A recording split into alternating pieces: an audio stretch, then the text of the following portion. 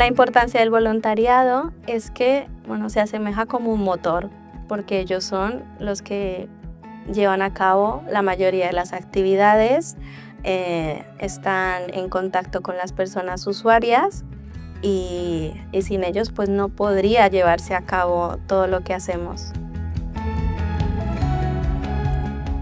De toda la gama de usuarias hay algunas que son muy independientes y luego las hay que están totalmente impedidas, que si no fuera por el servicio de recogida no podrían estar en los talleres.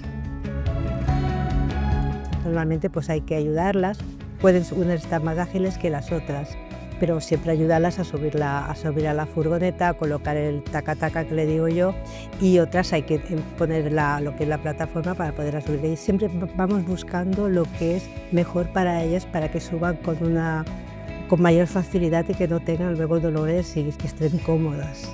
Y aparte que luego nos divertimos estando en la furgoneta, porque desde lo que han preparado para comer hasta lo que les duele o lo que pasan con los hijos o con los nietos, pues ahí repasamos y nos reímos. Y la verdad, tener una gozada, porque son personas encantadoras y de ellas aprendes mucho porque tienen una calidad humana y un valor y unas cosas que tú dices, lo que a mí me pueda pasar no es nada, porque ellas son muy valientes. Estoy súper satisfecha de poder ayudarlas. Participar con nosotros les ayuda a sentirse bien, porque tienen otros usuarios en sus mismas condiciones que comparten las cosas, comparten la actividad y ese momento pues no están solos, sino están en compañía. Y además con una guía imprescindible que es el modelo que tiene Cruz Roja para acoger a estas personas y dinamizar su vida con cosas útiles que pueden ayudarle en este sentido. Mejorar su calidad de vida y su compañía.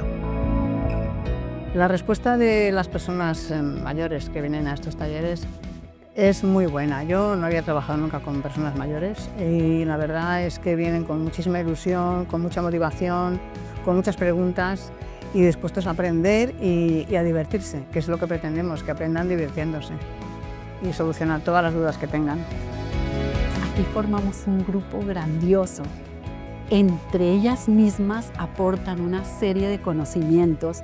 Algunas han hecho trabajos impresionantes, trabajos de grupo más que todo.